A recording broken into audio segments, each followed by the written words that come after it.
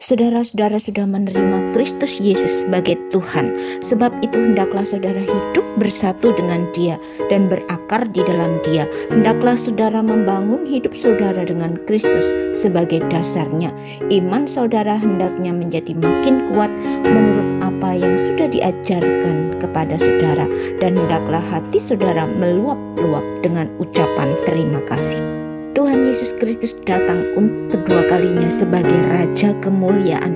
Dialah Raja di atas segala raja dan Tuhan di atas segala Tuhan.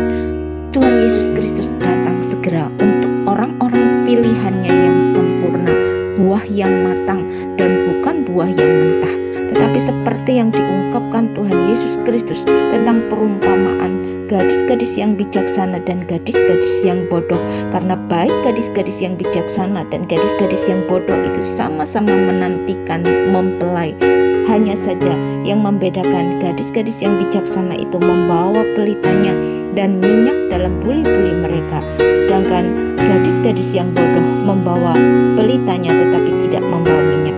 Tapi karena mempelai itu lama tidak datang-datang juga, mengantuklah mereka semua lalu tertidur. Tetapi pada tengah malam terdengarlah suara yang berseru, "Mempelai datang, sambutlah dia." Gadis-gadis yang bodoh dan gadis-gadis yang bijaksana itu bangun semuanya, lalu membereskan pelita mereka. Gadis-gadis yang bodoh berkata kepada gadis-gadis yang bijaksana, "Berikanlah kami sedikit dari minyakmu itu, sebab pelita kami hampir padam." Tetapi gadis-gadis yang bijaksana itu berkata, "Tidak, nanti tidak cukup untuk kami dan untuk kamu. Lebih baik kamu pergi kepada penjual minyak dan beli bagimu sendiri." Akan tetapi waktu mereka sedang pergi untuk membelinya, datanglah mempelai itu dan mereka yang telah siap sedia masuk bersama dia ke ruang perjamuan kawin, lalu pintu ditutup. Kemudian datang juga gadis-gadis yang lain itu dan berkata, "Tuan, Tuan, bukakanlah pintu bagi kami." Namun ia menjawab, "Sesungguhnya aku berkata kepadamu, aku tidak mengenal kamu.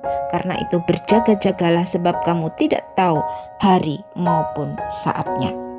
Kita manusia memang belum sempurna, belum sepenuhnya masak.